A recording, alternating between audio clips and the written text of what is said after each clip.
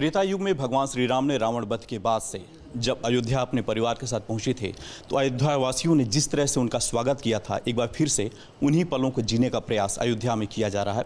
और इस प्रयास के पीछे की सोच उत्तर प्रदेश के मुख्यमंत्री योगी आदित्यनाथ जी की। हमारे साथ मुख्यमंत्री योगी आदित्यनाथ जी हैं। परिकल्पना कैसे आई महाराज जी कि आपको अयोध्या में फिर से उन्हीं पलों को जीना है, आज जो भव्य कार्यक्रम है उसके पीछे? देखिए, मेरा ये मानना है कि हमारे पर्व और त्यौहार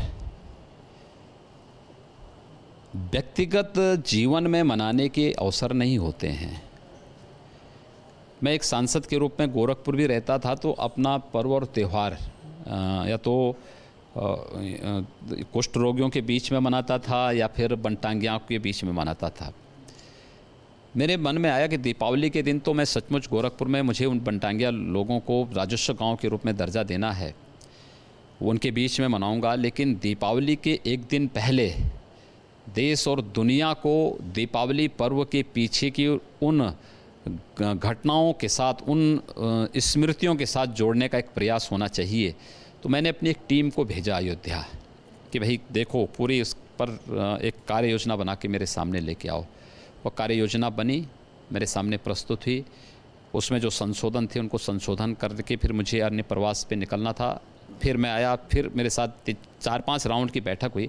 अंततः एक कार्य योजना तैयार हुई और उस कार्य योजना के अंतर्गत हम लोगों ने तय किया कि भगवान राम का अयोध्या आगमन हो। अयोध्या आगमन के साथ पुष्पक विमान के रूप में उनका अयोध्या जी में उतरना, इसके साथ झांकियों के माध्यम से उनका स्वागत हो, वे झांकियाँ अयोध्या में निकलें।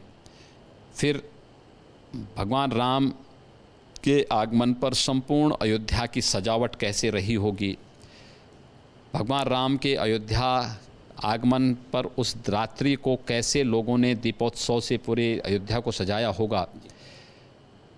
पर्यावरण हितैषी दीपावली, जिसमें बिना आतिशबाजी के लेज़र शो के माध्यम से हम लोग उस कार्यक्रम को प्रस्तुत कर सकें।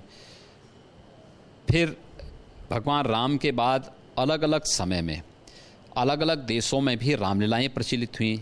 उन रामलीलाओं को यहाँ बुला कर के उसका मंचन हो। भारतीय संस्कृति दुनिया में कहाँ कहाँ गई उसका मंचन हो। इन सब को हम लोगों ने वहाँ पे प्रस्तुत करने का एक प्रयास किया है। और हमारे प्रदेश के राज्यपाल महोदय भी इस अवसर पर, मैंने उन्हें आमंत्रित किया, वे भी उस अयोध्या आता है तो उसके साथ विवाद शब्द जुड़ता है। आपको लगता है कि इस स्थिति को बदलना चाहिए? अयोध्या में बहुत सी ऐसी चीज़ें हैं जो लोगों के बीच में अच्छे पॉजिटिव रूप में जानी चाहिए। देखिए, जिनकी नकारात्मक सोच है वह हर चीज़ को नकारात्मक दृष्टिकोण से लेते हैं। हमें उत्तर प्रदेश के बारे में सोचना है, उत्तर प्रदेश के 22 करोड़ लोगों के बारे में सोचना है, अपनी विरासत के बारे में सोचना है, अपनी परंपराओं के बारे में सोचना है। अयोध्या में इस कार्यक्रम के माध्यम से बहुत सारे संदेश जाएंगे। हमारी नदी संस्कृति कैसे जीवित होगी, लोगों के मन में उस प्रकार का आस्था का हो पैदा करना। सरयू जी की आरती होगी, घाटों पर जो दृश्य होंगे, और फिर अपनी विरासत का क्षुण्य बनाए रखने का दायित्व तो हमारा है। हम उसके साथ जुड़ेंगे, एक अद्भुत क्षण होगा।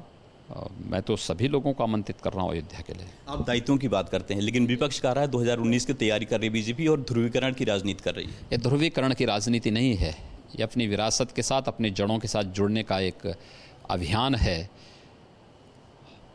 वे लोग, जब मैं किसानों का कर्जा माफ़ करता हूँ तब भी इनको राजनीति नज़र आती है।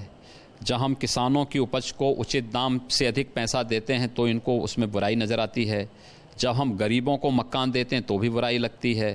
जब हम गरीबों को और पात्र लोगों को राशन कार्ड देते हैं तो भी इसको बुराई नज़र आती है। तो जो लोग बुरे हैं तो उनको हर कार्य में बुरा ही नज़र आता है।